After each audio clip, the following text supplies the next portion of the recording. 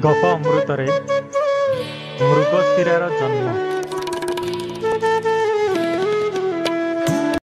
ପୂର୍ବ କାଳରେ ହିରଣ୍ୟାକ୍ଷ ନାମକ ଏକ ଦୈତ୍ୟ ରାଜ କରୁଥିଲା। ସେ ଘୋର ତପସ୍ୟା କଲା। କଠିନ ତପସ୍ୟା ବଳରେ ଭୋଳାନାଥ ଶିବଙ୍କୁ ପ୍ରସନ୍ନ କଲା ଏବଂ ଅନେକ ଦୁର୍ଲଭ ବର ଲାଭ କଲା। କିନ୍ତୁ ବର ପାଇଲା ପରେ ତା ମନରେ ଅହଙ୍କାର ସୃଷ୍ଟି ହେଲା। ସେ ଲୋକଙ୍କୁ ହଇରାଣ ହରକତ କରିବାକୁ ଆରମ୍ଭ କଲା। ଏପରିକି କିଛି ଦିନ ମଧ୍ୟରେ ତିନି ଲୋକର ସମସ୍ତ ପ୍ରାଣୀ ତାର ନାମ ଶୁଣି ଭୟରେ ଥରିବାକୁ ଲାଗିଲେ। ତିନି ପୁରରେ ହାହାକାର ସୃଷ୍ଟି ହେଲା। ସମସ୍ତେ ଦୈତ୍ୟରାଜର ଅତ୍ୟାଚାରରେ ଅତିଷ୍ଠ ହେଲେ। ଶେଷରେ ସେ ଦେବରାଜ ଇନ୍ଦ୍ରଙ୍କୁ ସ୍ୱର୍ଗରୁ ବିତାଡ଼ିତ କରି ସ୍ୱୟଂ ତାଙ୍କର ସିଂହାସନରେ ବସି ରାଜୁତି କରିବାକୁ ଲାଗିଲା। ଦେବତାମାନେ ମଧ୍ୟ ତାହାର ଅତ୍ୟାଚାରରୁ ବାଦ ପଡ଼ିଲେ ନାହିଁ। ତଥାପି ପ୍ରଭୁ ଶିବ ସବୁ ସହ୍ୟ କରି ଚୁପ୍ ରହିଲେ, କାରଣ ସେ ତାଙ୍କର ବଡ଼ ଭକ୍ତ ଥିଲା। ଶେଷରେ ଯେତେବେଳେ ସେ କୈଳାସ ପର୍ବତ ଉପରେ ଆକ୍ରମଣ କଲା, ତାଙ୍କ ମନରେ କ୍ରୋଧଜାତ ହେଲା।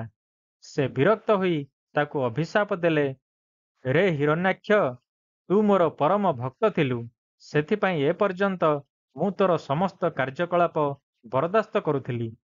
ତୋର କୁକର୍ମ ସତ୍ତ୍ୱେ ମୁଁ ଚୁପ୍ ରହିଥିଲି। କିନ୍ତୁ ଦିନକୁ ଦିନ ତୋର ଅତ୍ୟାଚାର ବଢ଼ିବାରେ ଲାଗିଛି। ସେଥିପାଇଁ ଯା, ମୁଁ ତୋତେ ଅଭିଶାପ ଦେଉଛି।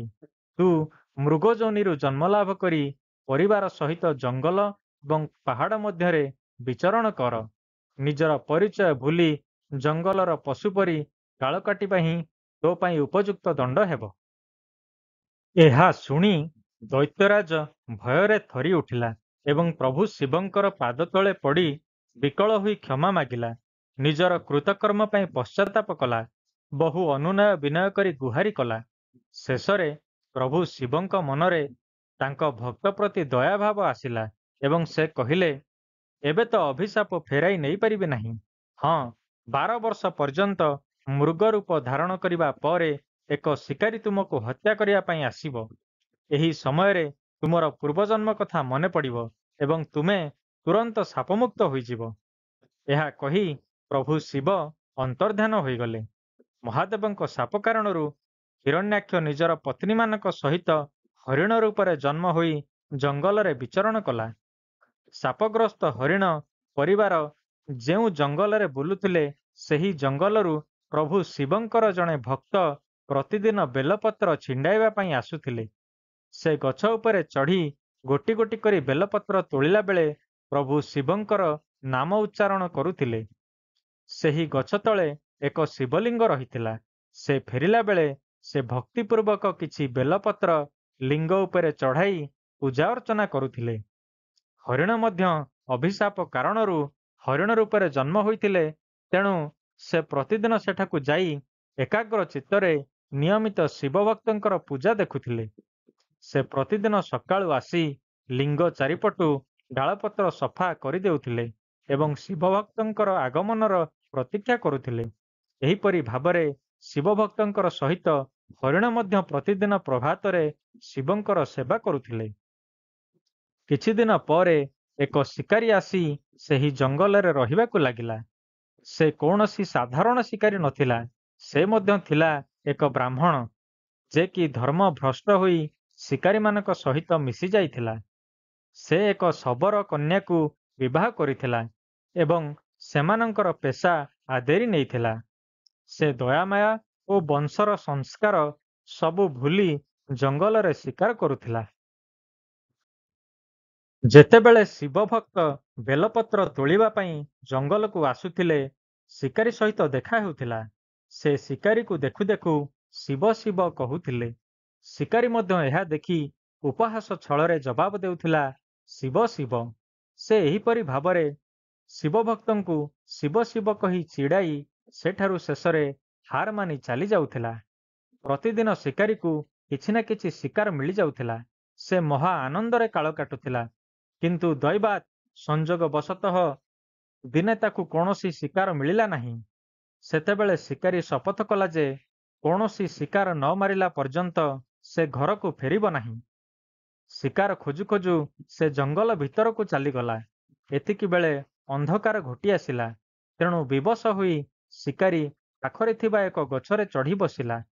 ଏତିକିବେଳେ ଅଚାନକ ତାର ଶିବଭକ୍ତ କଥା ମନେ ପଡ଼ିଲା।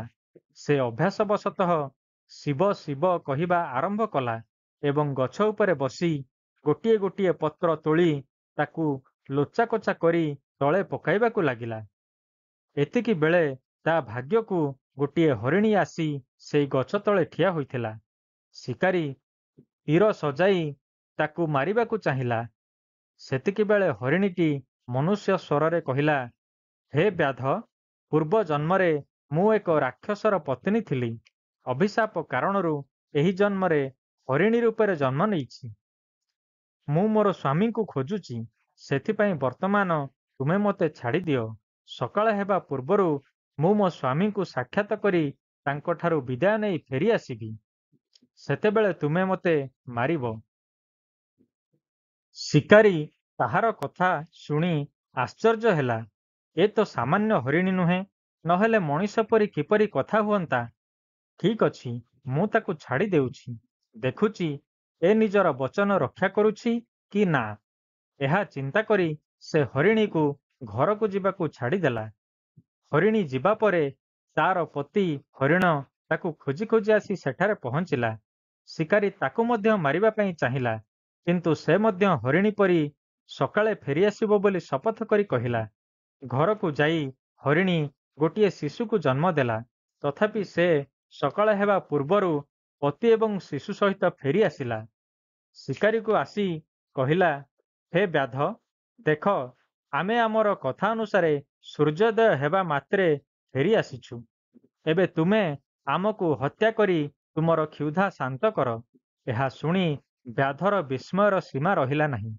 ଏତିକିବେଳେ ହରିଣର ପୂର୍ବଜନ୍ମର କଥା ମନେ ପଡ଼ିଗଲା। ସେ ଶେଷଥର ପାଇଁ ଗଛ ମୂଳରୁ ଡାଳପତ୍ର ଓଳାଇ ଦେଲା। ତାପରେ ବ୍ୟାଧର ତୀରକୁ ଅପେକ୍ଷା କରି ଆଖି ବନ୍ଦ କରି ଠିଆ ହେଲା। ସେମାନଙ୍କୁ ଦେଖି ଶିକାରୀ ମନରେ ମଧ୍ୟ ପଶ୍ଚାତାପ ସୃଷ୍ଟି ହେଲା। ତାର ସମସ୍ତ କୃତକର୍ମ ଓ ପାପ ମନେ ପଡ଼ିଗଲା। ତା ଆଖିରୁ ଟୋପା ଟୋପା ହୋଇ ଉଷୁମ ଲୁହ ଝରି ଗଛମୂଳରେ ଥିବା ଶିବଲିଙ୍ଗକୁ ଭିଜାଇ ଦେଲା। ଅନ୍ଧାରରେ ଶିକାରୀ ଯେଉଁ ଗଛରେ ଚଢ଼ି ଯାଇଥିଲା ତାହା ଥିଲା ଏକ ବେଲଗଛ। ଅଜାଣତରେ ସେ ଯେଉଁ ପତ୍ର ତୋଳି ତଳେ ପକାଇଥିଲା ସେସବୁ ଗଛମୂଳରେ ଥିବା ଶିବଲିଙ୍ଗ ଉପରେ ପଡ଼ିଥିଲା।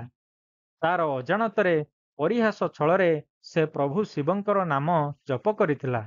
ତା ସହିତ ସେଦିନ ଥିଲା ଶିବରାତ୍ରି। ତେଣୁ ଜାଗର କରିବାର ପୁଣ୍ୟଫଳ ମଧ୍ୟ ମିଳିଲା। ତାର ଅଶ୍ରୁ ଶିବଲିଙ୍ଗ ଉପରେ ପଡ଼ିଥିଲା। ତେଣୁ ବ୍ୟାଧକୁ ଅଭିଷେକ କରାଇବାର ସୌଭାଗ୍ୟ ପ୍ରାପ୍ତ ହେଲା। ଏ ସମସ୍ତ କାରଣରୁ ସେହି ଲିଙ୍ଗକୁ ପ୍ରଭୁ ଶିବ ପ୍ରତ୍ୟକ୍ଷ ହୋଇ ବ୍ୟାଧକୁ ହରିଣର ପୂର୍ବଜନ୍ମର କଥା ଗୋଟି ଗୋଟି କରି ଶୁଣାଇଲେ। ତାଙ୍କ କରୁଣାରୁ ବ୍ୟାଧର ସମସ୍ତ ପାପ ଧୋଇ ହୋଇଗଲା ଏବଂ ତାକୁ ମଧ୍ୟ ସମସ୍ତ ପାପରୁ ମୁକ୍ତି ମିଳିଲା। ତାଙ୍କର ବର ଯୋଗୁଁ ହରିଣ ଆକାଶରେ ପହଞ୍ଚି ତାରା ରୂପରେ ପ୍ରକଟ ହେଲା ଏବଂ ଉଜ୍ଜ୍ୱଳତାର ସହିତ ବିଦ୍ୟମାନ ହେଲା। ତେଣୁ 27 ନକ୍ଷତ୍ର ମଧ୍ୟରୁ ଗୋଟିଏ ନକ୍ଷତ୍ର ନାମ ହେଲା ମୃଗଶିରା। ଏହିଭଳି ଭାବରେ ପ୍ରଭୁ ଶିବଙ୍କ କୃପାରୁ ଦୈତ୍ୟରାଜ ଅଭିଶାପ ମୁକ୍ତ ହେଲା ଏବଂ ତାହା ସହିତ ତାଙ୍କର ସାରା ପରିବାରର ନାମ ମଧ୍ୟ ଅମର ହୋଇଗଲା।